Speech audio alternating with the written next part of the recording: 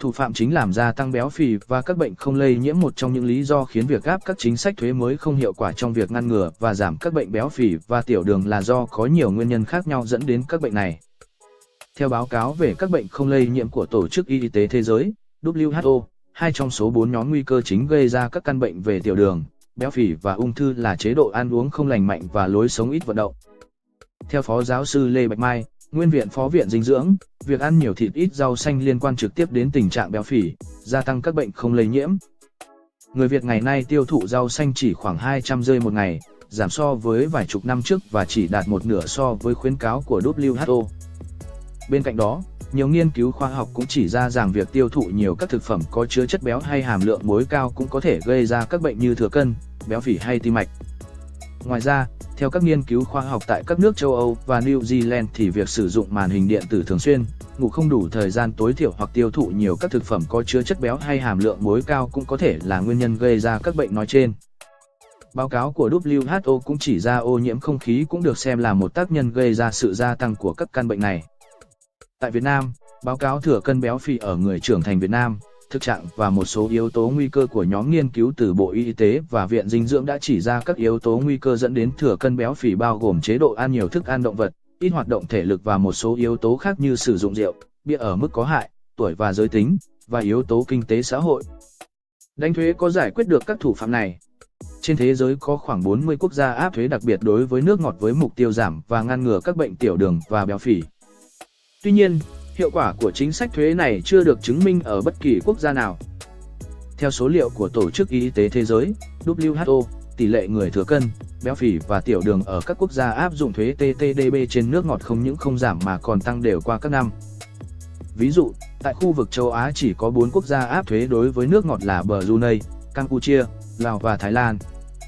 Theo số liệu của Tổ chức Y tế Thế giới, WHO, tỷ lệ béo phì ở độ tuổi từ 5 đến 19 tuổi và độ tuổi từ 18 tuổi trở lên ở các nước này vẫn tăng liên tục trong 16 năm qua. Đặc biệt, Brunei và Thái Lan là hai quốc gia có tỷ lệ béo phì tăng nhanh và cao nhất trong khu vực. Cụ thể, Thái Lan tỷ lệ béo phì ở người từ độ tuổi 5 đến 19 tuổi tăng từ 3.1% năm 2000 lên mức 11.3% năm 2016. Còn tỷ lệ người béo phì ở Brunei trong độ tuổi từ 5 đến 19 tuổi tăng từ 6.4% năm 2000 lên mức 14.1% năm 2016.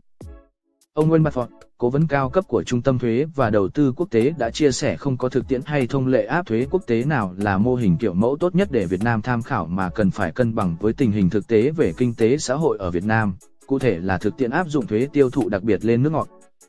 Thuế làm giảm sức tăng trưởng của nền kinh tế, gia tăng các thủ tục quản lý, tiền đề tạo ra thất nghiệp trong rất nhiều trường hợp, giá thực phẩm tăng cao, và đặc biệt là không có bằng chứng nào trên thế giới thể hiện việc định hướng tiêu dùng với nước ngọt cho mục tiêu sức khỏe cộng đồng là có hiệu quả.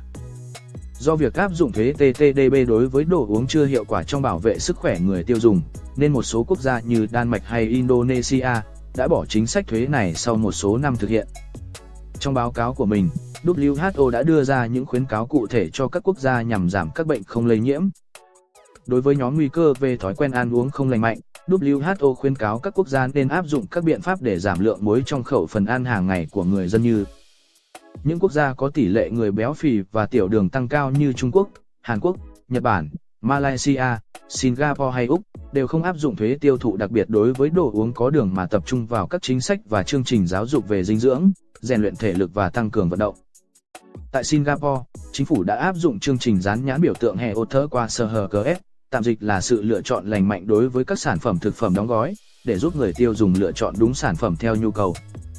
Tại Nhật Bản, chính phủ khuyến khích doanh nghiệp phát triển các sản phẩm Fosu là các loại thực phẩm chứa các thành phần hỗ trợ sức khỏe mang lại những tác động về sinh lý và sinh học lên cơ thể người.